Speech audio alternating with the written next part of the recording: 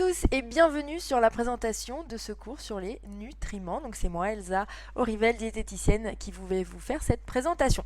Donc les nutriments, vous le savez peut-être ou vous ne le savez pas encore, se différencient donc suivant leur structure, suivant leur rôle. Donc on va un petit peu dégrossir le terrain en voyant les différents types de nutriments. Donc nous avons d'un côté sur la gauche les macronutriments. Donc macro veut dire gros, donc ils vont être déjà en quantité supérieure, on va en avoir besoin dans l'organisme de manière supérieure. Et on a de l'autre côté les micronutriments. Donc là, ce sont des quantités inférieures. On parle plutôt de milligrammes, voire moins. Donc si on se penche un petit peu sur les macronutriments, on va voir que cela regroupe les protéines, les lipides et les glucides. Donc ça, on va l'étudier en détail. Et vous verrez que ces macronutriments, donc qui sont en plus grande quantité dans l'organisme, en grammes, vont apporter des calories. Donc ce sont les seuls nutriments qui apportent des calories avec l'alcool, mais ça sera plus en détail plus tard. Donc les calories, ça veut dire quoi? Ça veut dire de l'énergie. Donc ce sont ces nutriments-là qui vont nous apporter l'énergie dont on a besoin. Alors, ils ont des structures différentes. Ils vont avoir chacun leur voie métabolique. Ça veut dire qu'on ne va pas les décortiquer de la même manière dans notre organisme, puisqu'ils arrivent avec une forme différente, un rôle distinct dans l'organisme. Donc, par exemple, les protéines, qui vont, elles, être plutôt sous forme linéaire, donc des longues chaînes linéaires, pour donner un exemple, vont apporter 4 calories pour 1 gramme. Donc à chaque fois qu'on va apporter 1 gramme de protéines, on aura 4 calories d'apporter. Les lipides, que vous connaissez aussi sous le nom de graisse, tout ce qui est matière grasse. Donc les lipides, c'est pour 1 gramme de lipides, on va avoir 9 calories, donc c'est plus du double que les protéines. Et elles ont une structure bien différente aussi, puisque au lieu de pouvoir se mettre sous forme linéaire, elles vont devoir créer ce qu'on appelle des micelles, l'équivalent des petites gouttes d'huile dans l'eau. Quand vous mettez de l'huile dans l'eau, ça fait des petites gouttes, et elles sont obligées, ces matières grasses, de se mettre en gouttes, puisque elles ne se diluent pas. Nous avons aussi dans les macronutriments les glucides. Alors vous les connaissez sous d'autres noms, vous connaissez le mot hydrate de carbone pour certains qui ont fait un peu de science, vous connaissez aussi les sucres, le glucose, donc le glucose c'est un glucide, vous connaissez aussi le fructose, le lactose, donc tout ça ce sont des glucides qui apportent pour leur part donc 4 calories pour 1 gramme, donc la même chose que les protéines et toujours donc quasiment moins de la moitié des lipides. Et alors ces glucides, ils ont plutôt une forme on va dire octogonale ou hexagonale, ça dépend leur cas, et ils ont bien sûr besoin d'un métabolisme différent, puisqu'on ne va pas pouvoir utiliser l'énergie qui provient des glucides de la même manière que les lipides ou les protéines. C'est pour ça que même s'ils apportent le même nombre de calories, la manière dont on va les décortiquer dans notre organisme, c'est très important. Donc ça, c'est pour les macronutriments. Donc on va passer maintenant aux micronutriments.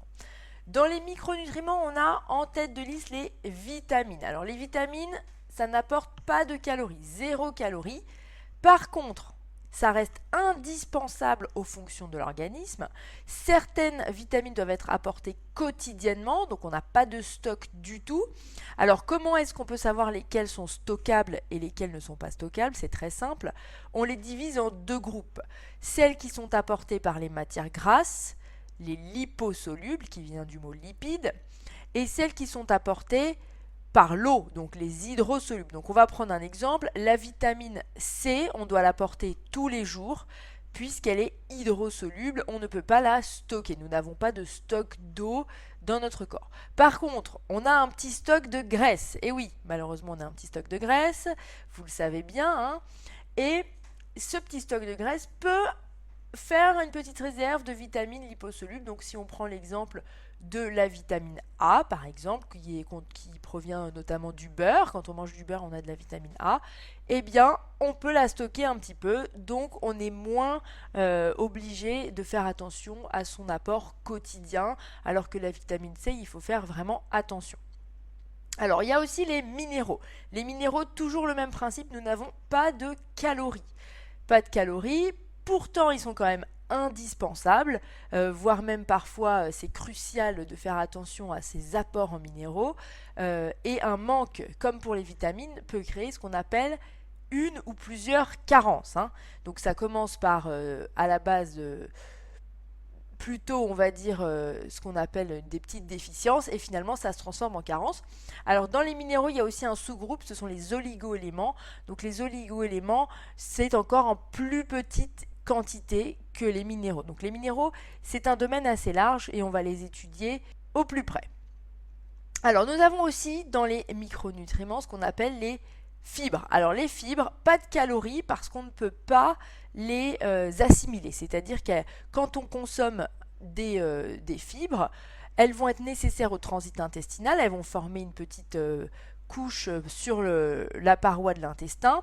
C'est une protection de la muqueuse intestinale, mais on ne peut pas les assimiler, bien qu'elles soient composées quand même pour une plus grande part de glucides au final, mais on ne peut pas les assimiler. Alors, il y a deux groupes aussi dans les fibres. Ah oui, je sais, il y a toujours des sous-groupes.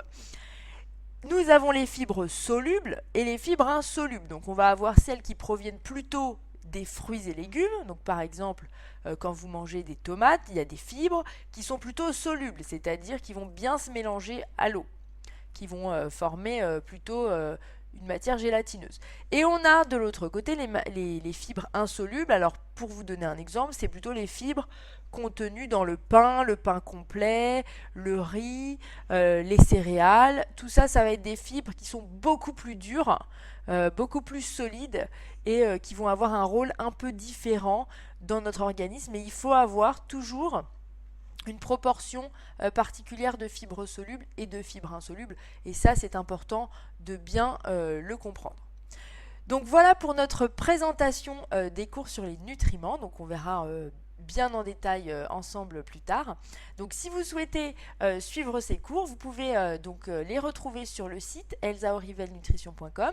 Donc ils sont en création en ce moment. Donc je vous conseille justement de vous inscrire à la newsletter pour être au courant du lancement des cours, ou alors vous allez sur Facebook pour justement liker la page Elsa et vous serez tenu au courant des cours. Donc voilà, merci à vous pour votre attention et à très bientôt.